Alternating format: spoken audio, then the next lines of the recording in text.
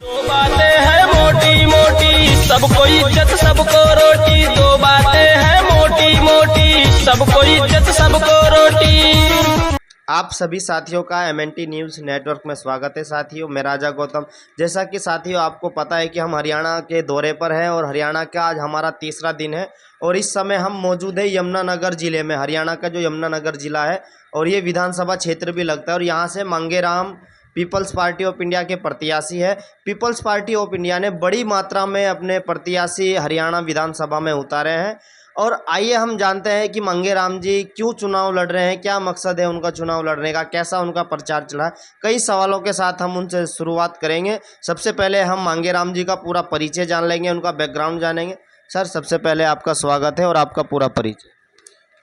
जय भीम, जय मूल निवासी। मेरा नाम मंगाराम है। मैं हरियाणा यमुनानगर से हूँ और मुझे यहाँ रहते हुए कई साल हो चुके हैं और मैं इस वक्त peoples party of India democratic की तरफ से चुनाव लड़ रहा हूँ। मेरा चुनाव निशान है फलों की टोकरी 8 नंबर पर और ये विधानसभा 9 के अंतर्गत आता है, यमुनानगर। सर, सबसे पहला हमारा सवाल आपसे यही है कि आपकी पार्टी के क्या मुद्दे हैं, किन मुद्दों को लेकर आपकी पार्टी हरियाणा में चुनाव लड़ रही है। देखिए, हमारी पार्टी के सबसे अहम मुद्दे हैं। सबसे पहले तो शिक्षा, दूसरा स्वास्थ्य, तीसरा रोज़गार और चौथा जो है आम जो नागरिक हैं उनकी सुरक्षा के लिए। ये मेन मुद्दे हैं। और उसके बाद जो भी इस राज्य में जो भी आजकल आए दिन घटनाएं हो रही हैं, दिक्कतें आ रही हैं, लोगों को परेशानियां हो रही हैं, उन सब से इनको छुटकारा दिलाना है। आप मजदूर किसान के बेटे, तो आपने क्यों सोचा कि हमें चुनाव लड़ना चाहिए। आज जैसे कि फील्ड में एक माहौल बना जाता है कि जिनके पास पैसा या बड़ी बड़ी गाड़ियां हैं, लोग उन्हीं को नेता मानते हैं, उन्हीं को अपना नेता समझते हैं। तो आप मजदूर आदमी हो, तो आपने चुनाव लड़ने की क्यों सोचा, कि आपको क्यों लगा कि मुझे भी चुनाव लड़ना चाहिए। देखिए, सबसे बड़ी बात तो ये है कि मैं एक मज़दूर का बेटा हूँ, ठीक है जी। जो हमारा पुश्तैनी काम है, हमारा काम जो है मतलब कि जूते बनाना है और उसके बाद हमने बाद में ये लाइन चेंज करके मैं दूसरी जगह आ गया और जब मैं आया तो उसके बाद मैंने समाज के अंदर बहुत सी चीज़ें ऐसे देखी जहाँ पे जात पात छुआछूत मतलब कि अपने पूरी चरम सीमा पे है। तो जिसके मतलब कि जो लोग आपस में भेदभाव रखते हैं, तो इस वजह से मेरे को थोड़ा थोड़ा बीच में दिक्कतें आई कि सामने वाले से जब मैं बात करता तो मुझसे जब भी पूछा जाता आप किस जाति के हो, ये है, जब उनको बताया जाता तो फिर वो थोड़ा सा प्यार से पूछते, बाद में उसके बाद वो थोड़ा सा अहंकार में आ जाते कि यार ये तो हमारी से नीची जाति का है और इसे इतना वो नहीं करना चाहिए। प्रचार जो फील्ड में कर रहे हैं, किस तरीके का आपका प्रचार चल रहा है, आपको कैसा लग रहा है प्रचार करते समय। मैं इस वक्त जो चुनाव प्रचार कर रहा हूँ मेरा बहुत अच्छा चल रहा है, बहुत बढ़िया चल रहा है। लोगों का समर्थन मुझे मिल रहा है, जिस तरह से वो साथ दे रहे हैं और जो हमारी पार्टी ने इन मुद्दों में उठाया है, तो लोगों का ये कहना है कि जो मुद्दे आप लेके चल रहे हो ये दूसरी पार्टियां लेके कभी नहीं चलती और अगर ये चलने लग जाए तो इनकी रोजी रोटी बंद हो जाएगी। तो आपके सामने भाजपा कांग्रेस जैसी पार्टी के भी प्रत्याशी है, तो कहीं उन पार्टियों का कोई आपके ऊपर दबाव या किसी प्रकार की कोई समस्या तो नहीं आ रही फील्ड में। नहीं, मेरे पास ऐसा कुछ नहीं है, ना इनका कोई दबाव है ना कोई समस्या है। मैं अपना काम अपने तरीके से कर रहा हूँ, अपने लोगों के बीच में जा रहा हूँ, जाने की और ज़्यादा कोशिश कर रहा हूँ और उनकी समस्या समझ रहा हूँ। तो उस समस्या को मैं अपना एक मतलब कि लिख कर, ताकि आने वाले टाइम में मुझे कितना समर्थन और साथ मिलता है तो मैं उसके लिए पूरे ज़ोर से काम करना चाहूँगा। तो आप जब फील्ड में जाते तो लोग क्या सवाल आपसे कर रहे हैं, लोग क्या सवाल सामने खड़े हो रहे हैं कि लोग की जवाब देते फिर आप।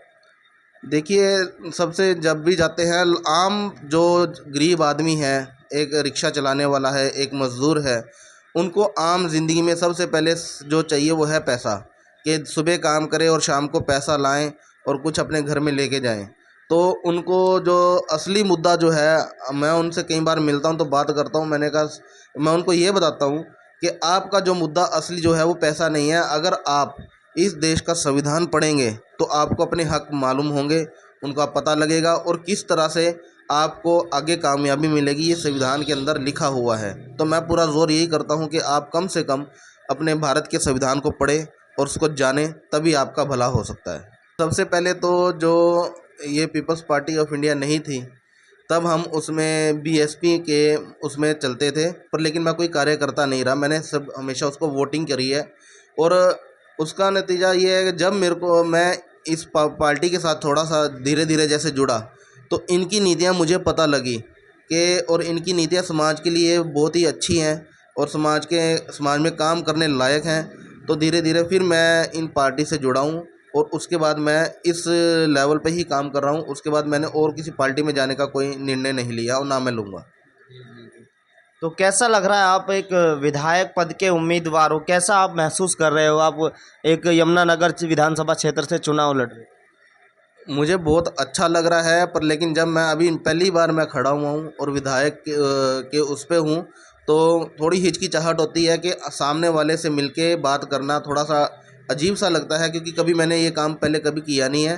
पर लेकिन धीरे धीरे मेरा हौसला बढ़ रहा है, और इधर जो भी फिर बात होती है उस मुद्दे पे मैं बात करने लग जाता हूँ, तो फिर मुझे कोई दिक्कत नहीं आती।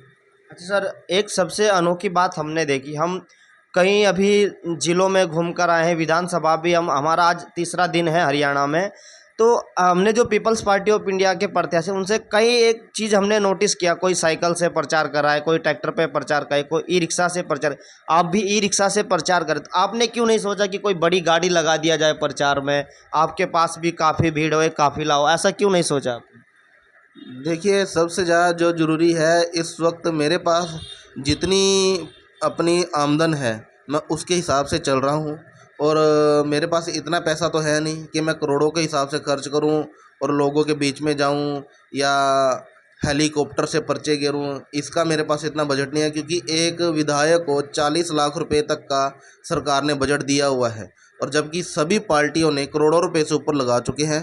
पर मेरे पास मोटी सी बात है कि 50,000 से भी नीचे का ही बजट है, और मैं अपने बजट में ही काम कर रहा हूँ, और अपने लोगों से यही अपील कर रहा हूँ कि मैं 1 नंबर में चुनाव लड़ रहा हूँ, क्योंकि मेरे पास पैसा नहीं है, और ना ही मैं शराब वगैरह का कोई वो प्रोग्राम चला रखा है, ना इस बारे में मतलब कि कोई ऐसी वो बात नहीं है। मतलब आपका कहने का मतलब ये है कि हम समाज से एक नोट एक वोट की अपील कर रहे हैं। हाँ जी। जी जी। अच्छा सर, क्या मैसेज रहेगा, क्या संदेश देना चाहेंगे अपने यमुनानगर विधानसभा क्षेत्र की जनता से हमारे चैनल के माध्यम? मैं यहाँ की जनता से यही संदेश देना चाहूँगा कि आप जिस व्यक्ति को भी वोट करें, इस बार उसको करें जो आपके हितों के लिए काम करे, आपकी सुरक्षा के लिए काम करे, आपके रोज़गार के लिए काम करें, और आपकी जो मेडिकल सुविधा उसके लिए काम करें, ताकि आपको किसी तरह की दिक्कत ना आए, और एक अच्छी सरकार बनने की हम कोशिश करवाएंगे।